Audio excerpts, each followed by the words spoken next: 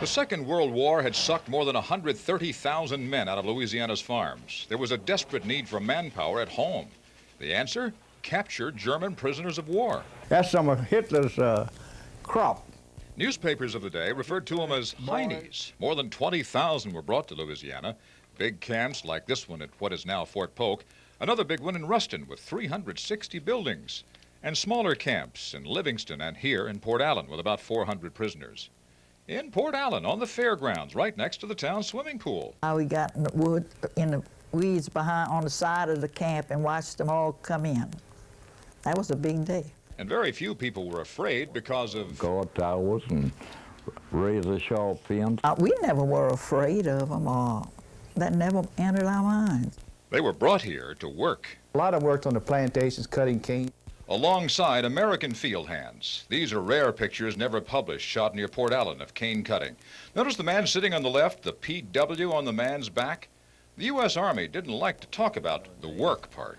And they'd be passing in the trucks going to the fields, and in the evening we'd come back, we'd see them coming back to the prison. The Germans cleared much of the tree-covered land of West Baton Rouge Parish, like this spot on Rougon Road.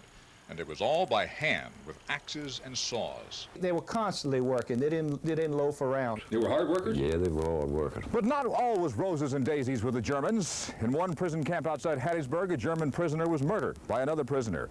At some of the larger camps, the Nazi leaders insisted on political regimentation and the Heil Hitler salute. And here in Port Allen, they had a sit-down strike in July 1944. The American guards stopped that by putting them on bread and water. And come back and have a feast. But their American guards, like Francis Rollins, say overall the Germans were well treated, perhaps too well treated, with their own beer supplies and newspaper, and food as good or better than American civilians. It was originally the mess hall and kitchens for the prisoner of war camp. Hickey Marino was manager of the fairgrounds when the prison camp came. All that remains today is this concrete slab and that water fountain built by German prisoners. The fountain even had a slot to place ice inside, making the water cold. German workers were paid for their field work, about the same as American workers. Germans had their own cooks and mess halls and ate well. Much of that changed in late 1944. As Germany began to lose the war, their treatment of American prisoners was getting worse. Francis Rollins was held in a German prison camp. That's him on the left after getting out. He lost 60 pounds. The food was so short. The U.S. Army decided to bring Rollins and other GIs home to guard German POWs here. Rollins came to Port Allen. And because of mistreatment of our prisoners, suddenly the feeding of German prisoners here was not so good anymore. But it looked like they painted some kind of meat spread on 2 slices of bread, and I think it was 2 sandwiches a day they had. But it was still a pretty good life in the Port Allen camp. And then on Sunday afternoon, the prisoners always played soccer on that field ground, and we'd go park on the side of the fence and just watch them. It was rough. One of the guards here at Sub Camp 7 in Port Allen says they used to have to close down Louisiana Avenue on Sundays because the crowds would come down to look at the camp and look at the prisoners. And the young ladies of the day in Port Allen, they were mightily impressed by what they saw.